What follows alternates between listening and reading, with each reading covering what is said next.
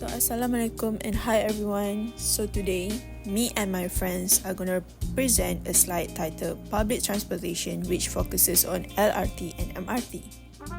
So this is our group members. As you guys can see, my name is Nur Afrina Maisara, and also my friends Diana, Adib Akasha, Shaki, Aiman Daniel, and also Imam Daniel. So let's learn about the elasticity of public transportation, LRT and MRT in Malaysia. So let's go. For the introduction, they have three terms. For the first one is a price. Price is a fundamental concept in economics that may be used to sustain the value that customer attach to product and services. Price also will influence the quantity of items that customers are willing to buy and establish their financial limit. For the second one is the elasticity. Elasticity is a key concept in economics that measures one variable against the rate of change in another variable. This responsiveness may show the notable differences between product and services, depending on factors including consumer preferences, product necessity, and the availability of alternative. For the last one is the price elasticity of demand.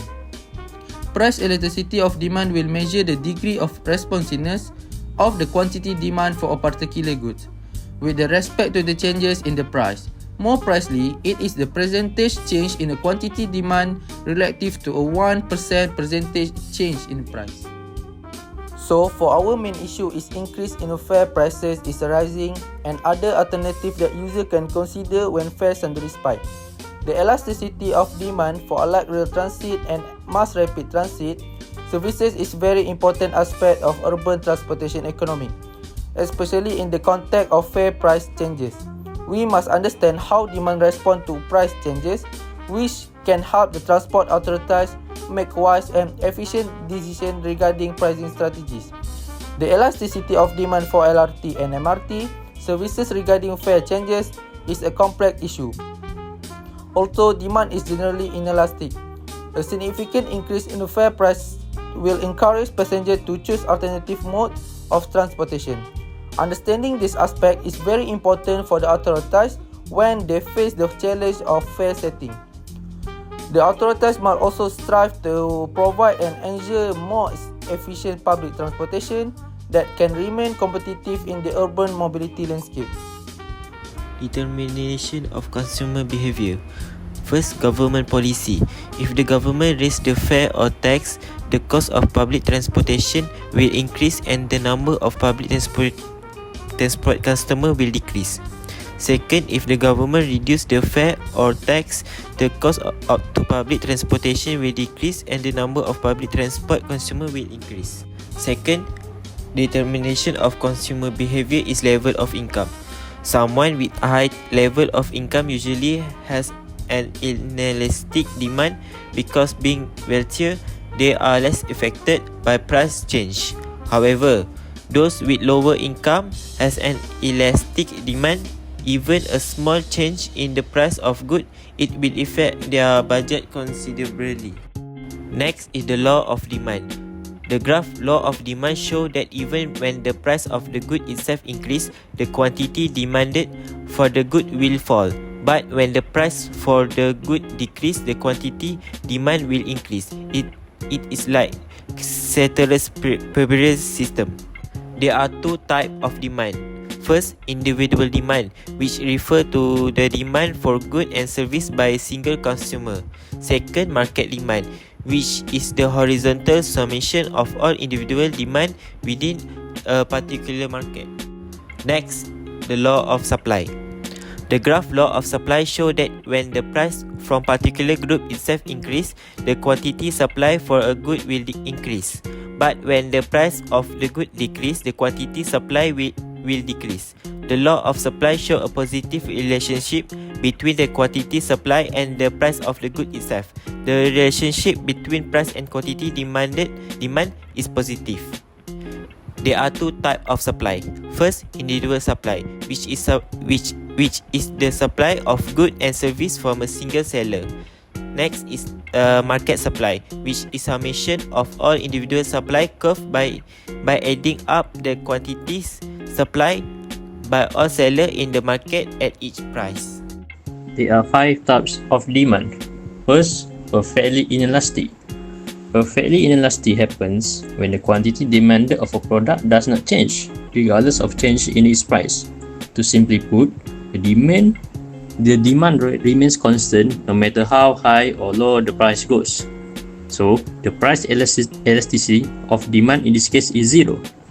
Based on the graph, in the demand curve for perfectly inelastic demand, the curve is vertical, showing that the quantity demanded remains constant regardless of the price. For example, basic necessities or medical product.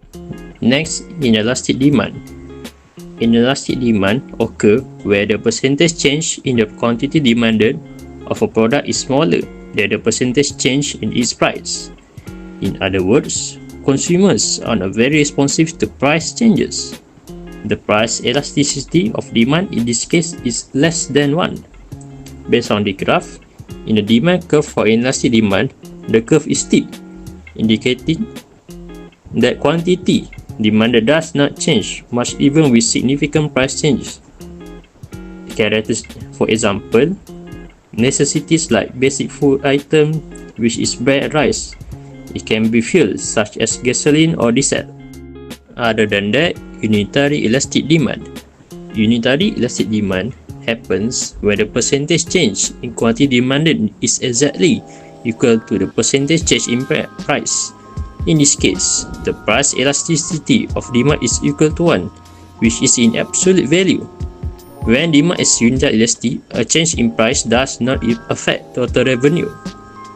For example, entertainment services, such as movie tickets, in certain regions where consumers had to adjust their spending to price changes, but overall revenue remains constant. Graph representation, the curve is a rectangular hyperbola, meaning total revenue, price divided by quantity, remains constant at all points along the curve. Number 4 is elastic demand. Elastic demand is the percentage change in quantity demanded is greater than the percentage change in price. To simply put, consumers are highly responsive to price changes. The price elasticity of demand in this case is higher than 1.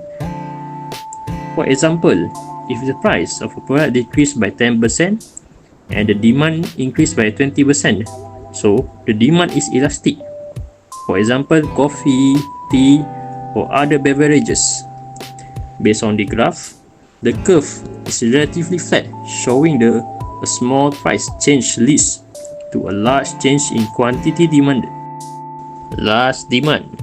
Perfectly elastic demand. Perfectly elastic demand appears when the quantity demanded of a product is infinitely responsive to any change in price. In other words, even a tiny increase in price will reduce the quantity demanded to zero, while any decrease in price will lead to an infinite increase in demand. The price elasticity of demand in this case is infinity. The perfectly elastic demand example, like commodities in perfect competition, such as wheat, corn, or other agricultural products where producers have no pricing power.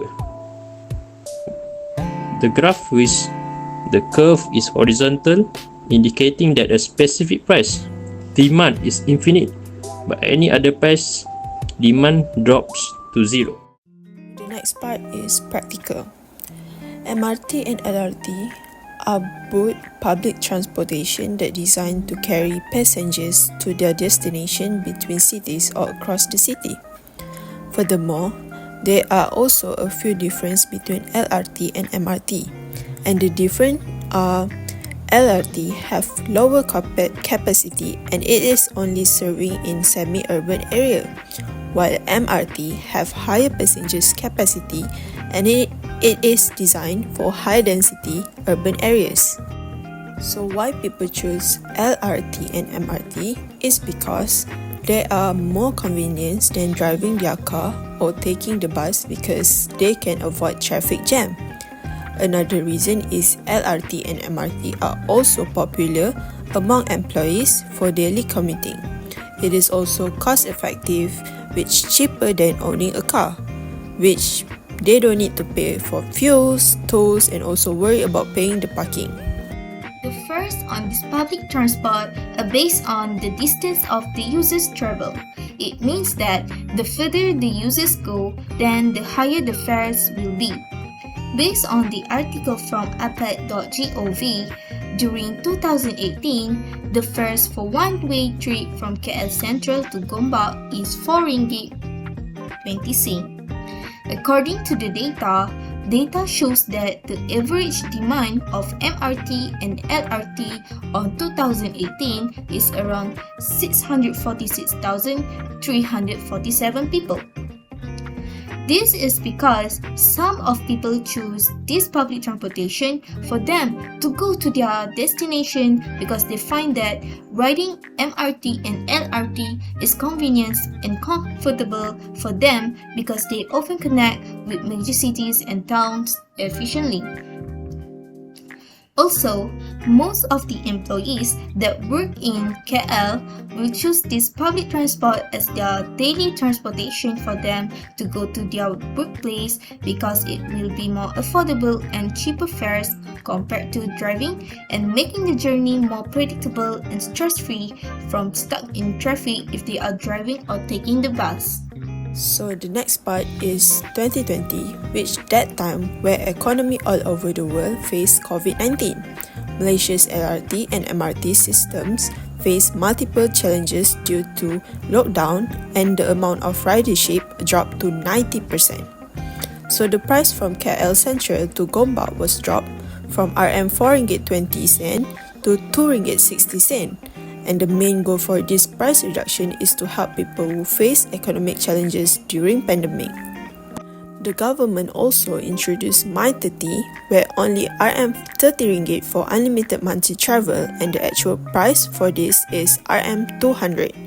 By reducing fares, they aim that LRT and MRT maintain to be an affordable option during a time of economic uncertainty while also helping public transport operators cope with revenue losses. While during 2024, the fares charged from KL Central to Gombak increased from RM2.60 to RM3.60. It is because during the height of the pandemic, MRT and LRT systems saw a dramatic drop in ridership due to lockdown and travel restrictions. This company faced financial difficulties during the pandemic, and in response, they took on debt. Because of that, the fares had to increase in 2024 to begin repaying the debt back. Also, raising fares may also be one of the parts of a broader strategy to ensure the long-term financial sustainability of Malaysia's public transport system. Without fare adjustment, the operators will struggle to maintain the quality service, expand the network, or ensure safety and reliability. The fare increase is a way to ensure that public transport can continue to operate efficiently. So let's move to the conclusion. Particularly in Kuala Lumpur, train services in Malaysia have been recorded to still experience inelastic demand in spite of fare increases.